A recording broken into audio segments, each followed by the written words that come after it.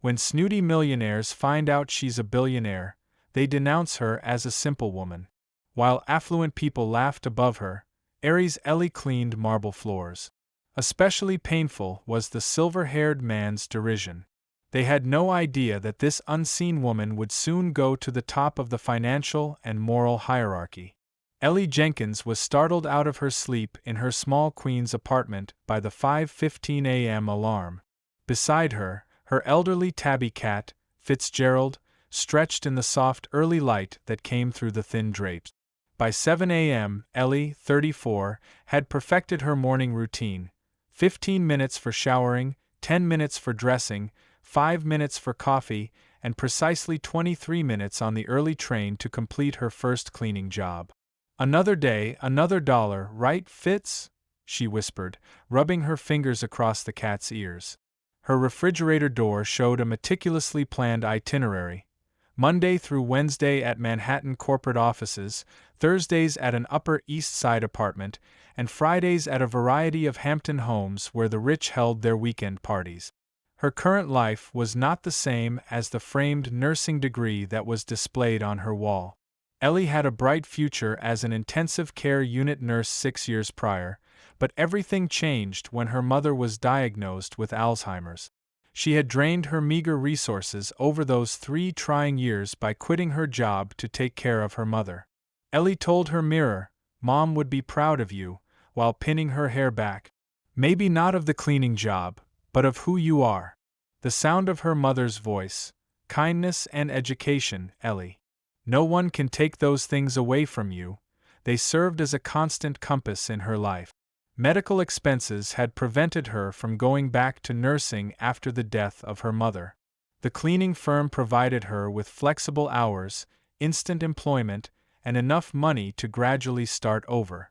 Although it wasn't where she had envisioned herself, Ellie approached every day with the calm resolve that had seen her through her mother's illness. Ellie checked her schedule on a shabby smartphone while riding the train. The last-minute addition to today's task was an evening charity banquet at Southampton's Whitmore estate, where she would be working as a member of the cleaning crew. The time-and-a-half salary was just what she needed to pay for Fitzgerald's latest health scare's unforeseen veterinary expense. She smiled a little when she received a text message from her boss: "Whitmore crowd is extra high maintenance. Keep your head down, do the job, get out. Worth the money, though." By evening, Ellie had already completed 2 regular cleaning jobs when she arrived at the Whitmore mansion. The sprawling estate stood like a monument to excess: manicured gardens surrounding a colonial-style mansion where imported marble and gold leaf accents were as common as dust in her own apartment. "You're with bathroom detail and floor maintenance," the head of the cleaning crew told her, handing over supplies. "Stay invisible. That's what they pay for. These people don't want to be reminded who keeps their world sparkling." Ellie nodded, slipping on the yellow rubber gloves that had become almost an extension of her hands. As she gathered her supplies, she allowed herself a moment to absorb the opulence around her. The fresh-cut flowers were worth more than her monthly rent. The artwork could have paid off her remaining debt. She didn't resent these people their wealth. That required energy she couldn't spare. What occasionally struck her was how easily they moved through spaces like this, as if such luxury was air itself, necessary and unremarkable. "Focus, Ellie," she whispered to herself. "In and out. It's just one night." Little did she know, this night would be the dividing line in her life story, the last evening she would spend on her knees, invisible to those who believed their wealth made them worthy of looking down on others. The charity gala was in full swing when Ellie was called to clean a spill in the main reception hall. Crystal chandeliers cast a warm glow over guests in designer evening wear, their jewelry catching and throwing back fragments of light like stars competing for attention. Ellie moved efficiently between the guests, her black uniform and downcast eyes rendering her nearly invisible, until she knelt to clean a champagne spill near the central marble fireplace. "Well, well, what do we have here?" The voice carried over the ambient chatter, deliberately loud enough to draw attention. "A human floor scrubber." Ellie kept working, hoping the moment would pass. It didn't. Charles Whitmore, silver-haired host in his signature blue velvet suit, stepped closer. At 68, his wealth had long ago convinced him that cruelty could masquerade as wit. "Look at that technique, everyone," he announced, gesturing toward Ellie with his crystal tumbler. "Fascinating to watch them in their natural habitat." A circle formed, men in tailored tuxedos, women with diamonds worth more than Ellie would earn in a decade. This wasn't part of her job description. Becoming entertainment for the elite. "I've got it, sir," Ellie replied, keeping her voice steady as she continued working. "You know," a woman in cream silk interjected, "I always wonder what goes through their mind. Do they ever imagine what it would be like to be us?" "What's your name, dear?" Charles asked, his tone falsely paternal. "Ellie, sir."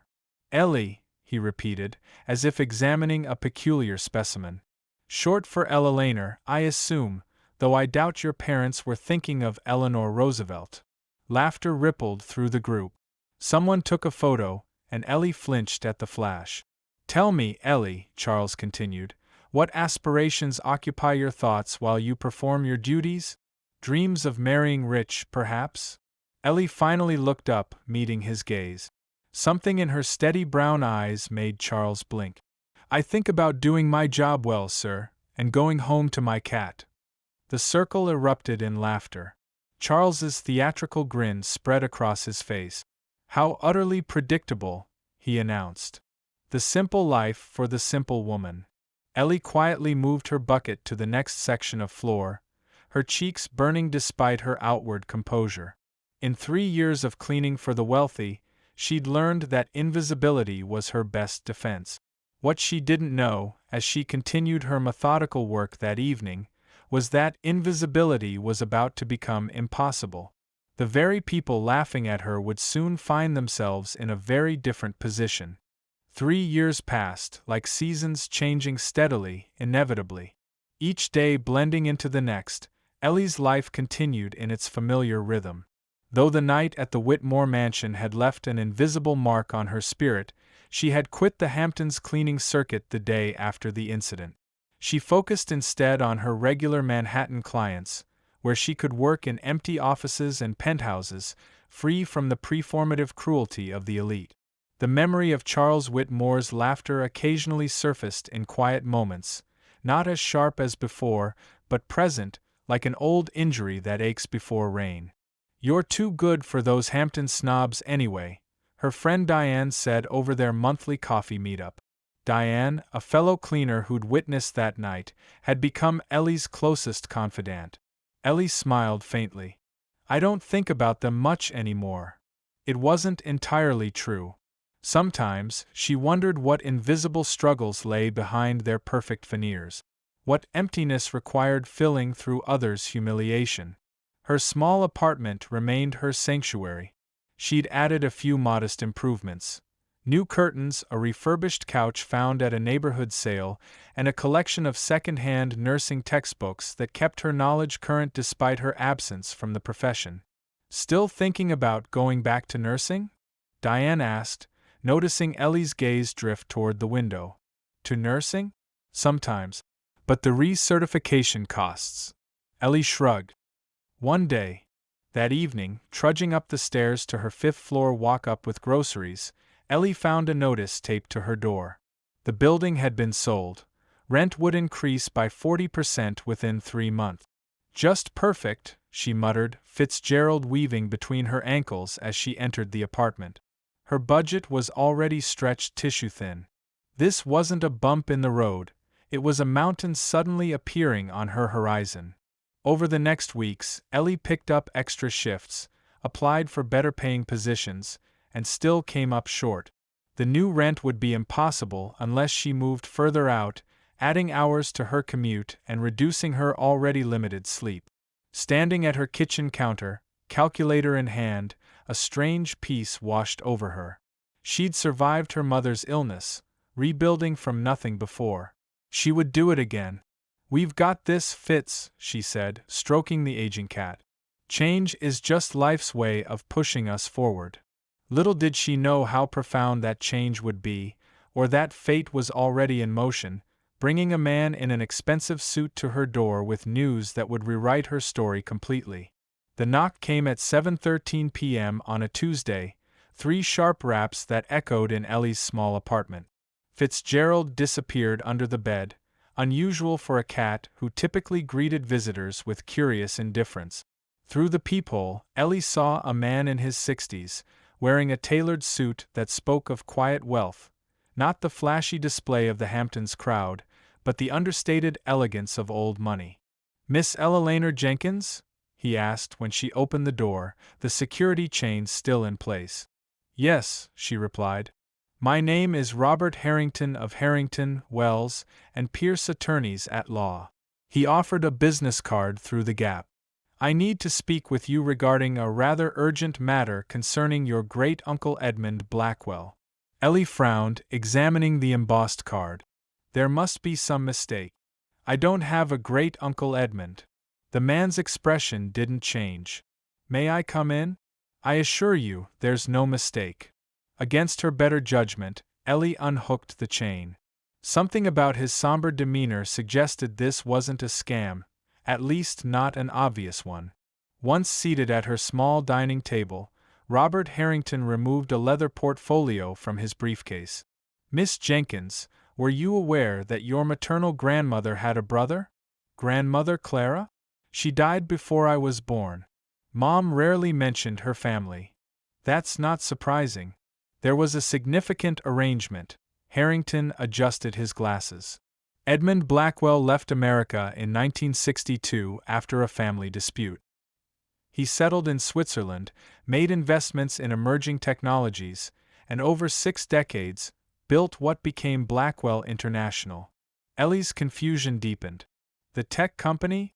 The one that makes microprocessors, security systems, and medical imaging equipment, among other things?" "Yes," Harrington nodded. "Your great-uncle passed away 3 months ago at the age of 97. "I'm sorry to hear that," Ellie offered automatically, but she still didn't understand why he was there. Harrington opened his portfolio. "Mr. Blackwell never married or had children. Despite the family rift, he maintained distant surveillance on his sister's descendants. Upon his death, his estate entered a complex dissolution process. According to his highly specific will." He slid a document across the table. "After exhaustive verification, we've confirmed you were the sole living descendant of Clara Blackwell Jenkins, Edmund's sister." Ellie stared at the paper, legal terminology swimming before her eyes.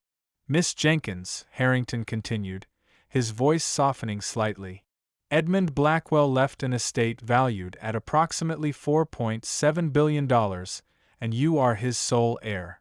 The room seemed to tilt. "That's impossible. I assure you, it's quite real." Harrington produced more document. "We've spent the past 3 months verifying your identity and freezing assets to prevent market disruption before contacting you." Ellie stood abruptly, pacing the small space. "This has to be a mistake or a cruel joke." The memory of Charles Whitmore's laughter flashed through her mind. "Did someone put you up to this?" Harrington remained unperturbed. "Miss Jenkins, I've been the Blackwell family attorney for 35 years. I understand your skepticism, but by this time tomorrow, the first portion of your inheritance, $50 million, will be transferred to a secure account in your name." He placed a black credit card on the table. "This is connected to a temporary account with $500,000 to manage immediate needs while we process the full transfer." Ellie stared at the card as if it might burst into flames. "Why me? Why now?" Edmund was particular. He specified that his heir should have established a life of their own before receiving his fortune. Harrington's expression softened further.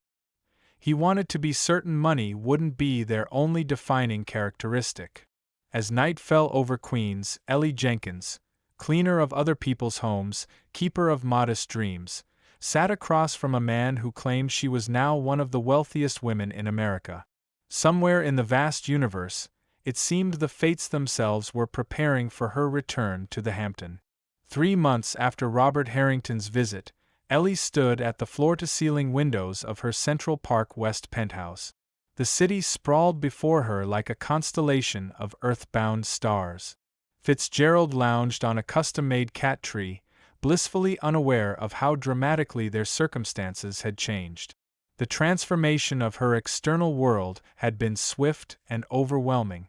Financial advisors, estate managers, personal assistants, and stylists had entered her life like a whirlwind.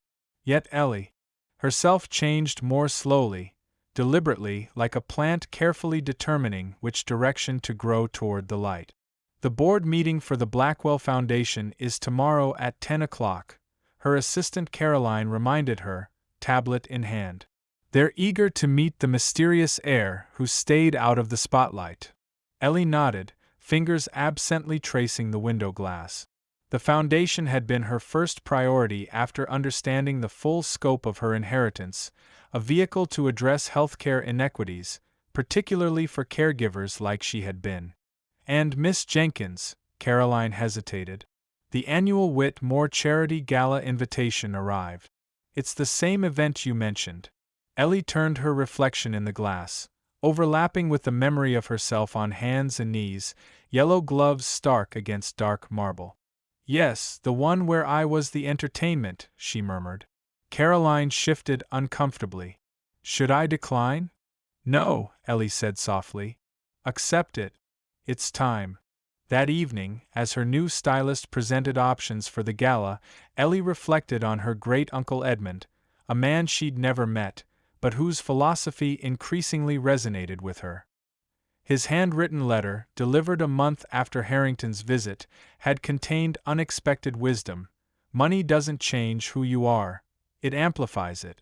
The true test of character isn't gaining wealth, but carrying it with grace. She'd been determined to pass that test. The cleaning service where she'd worked now received anonymous donations, offering healthcare benefits to all employees. Her former landlord was surprised by a renovation fund for the building, ensuring tenants like herself wouldn't be priced out. Wealth, Ellie discovered, was like water. It could nourish or drown, depending on how it flowed. This one, she said, selecting not the most extravagant gown, but one with quiet elegance that echoed her inherent dignity. As she prepared for bed in her new home, luxurious yet deliberately understated, Ellie knew her return to the Hampton wasn't about revenge.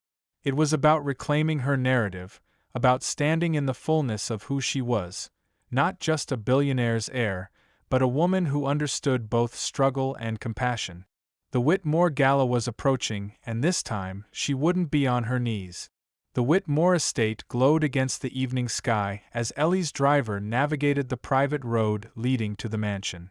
Through the car window, she observed the same manicured perfection she once maintained, now as an invited guest, rather than an invisible hand. We've arrived, Ms. Jenkins, her driver announced, pulling up to the entrance where valets in crisp uniforms stood at attention. Ellie smoothed the midnight blue silk of her gown. Its subtle elegance was a deliberate choice. No flashy diamonds, no ostentatious display, just the quiet confidence of a woman who no longer needed to prove her worth to anyone. The moment her heels touched the marble steps, heads turned. A ripple of whispers followed her progress, not about the cleaning woman they once mocked, but about the mysterious Blackwell heiress making her first public appearance since inheriting one of America's great fortunes. Ms. Jenkins, welcome, the event coordinator gushed, checking her name against the guest list. Mr. Whitmore will be delighted you could attend. Inside, the ballroom was exactly as she remembered. Crystal chandeliers, imported flowers, the subtle hum of wealth and privilege. Yet now, she moved through it differently, not skirting the edges with a cleaning cloth, but gliding through the center with a champagne flute. Eleanor Jenkins? A woman's voice carried a note of uncertainty.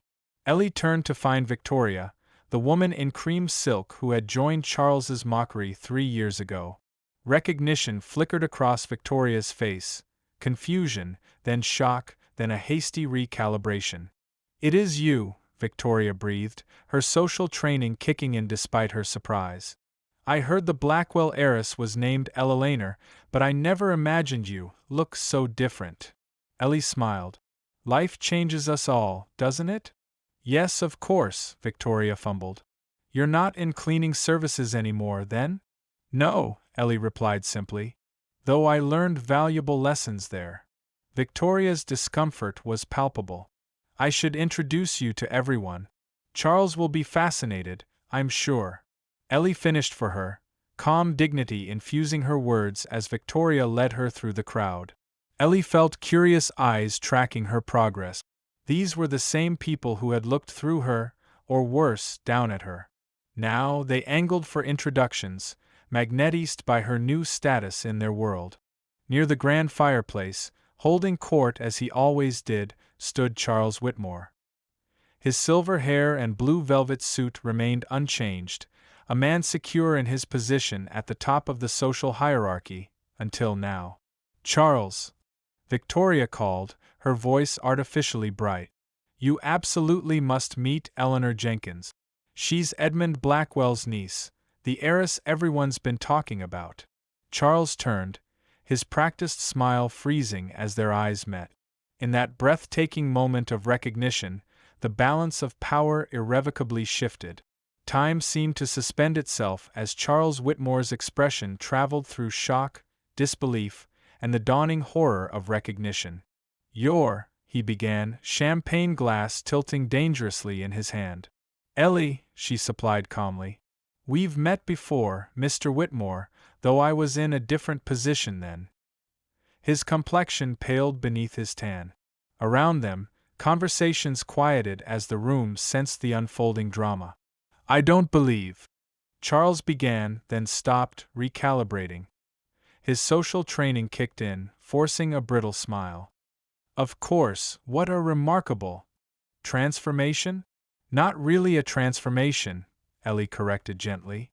I'm the same person I've always been. The silence expanded, pulling more onlookers into its orbit. Victoria shifted uncomfortably beside them, desperate to salvage the moment. Charles hosts the most magnificent charity galas, she blurted. His foundation has raised millions for children's education. Ellie finished. Yes, I reviewed the foundation's work before accepting the invitation. Admirable efforts. Charles seemed to find his footing. Well, we all do what we can for those less fortunate.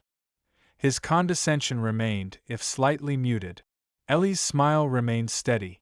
That's actually why I came tonight. My foundation is launching a healthcare dignity initiative, providing support for home healthcare workers and family caregivers. I thought your donor network might be interested. Someone in the gathering crowd murmured appreciation. Charles blinked rapidly. The irony isn't lost on me, Ellie continued, her voice carrying just enough to reach those around them. 3 years ago, I cleaned these floors while caring for my mother with Alzheimer's. Today, I have the resources to ensure others don't face that struggle alone. She raised her glass slightly. To seeing people for who they truly are, not just what they do or what they have. The simple toast carried the weight of a profound truth, one that left Charles Whitmore speechless for perhaps the first time in his privileged life. As the evening drew to a close, Ellie slipped away from the gala. The cool night air was a welcome relief from the charged atmosphere inside. Behind her, conversations buzzed with her story, not just of wealth acquired, but of dignity maintained through life's harshest moments. Charles Whitmore had spent the remainder of the evening avoiding her. His typical boisterous demeanor subdued by the living embodiment of his own failings of character. Walking to her waiting car, Ellie felt lighter, not from triumph over those who'd humiliated her, but from the realization that their opinion had never defined her worth. Not when she cleaned their floors and not now, when she could buy their homes many times over. True wealth, she'd discovered, wasn't measured in billions or buildings. It was found in treating others with respect, regardless of their station. It was in maintaining compassion, even when handed power, and remembering where you came from, no matter how far you traveled. Ellie's journey reminds us that dignity isn't determined by dollars, and true character shines through life's darkest moments. Have you ever been underestimated or judged unfairly based on appearances? Share your thoughts in the comments below. Remember, we never know another person's full story or potential. The person cleaning your floor today might own the building tomorrow, not because of luck or magic, but because human worth transcends visible circumstances. If this story touched your heart, subscribe for more powerful narratives that explore life's unexpected transformations and the triumph of the human spirit.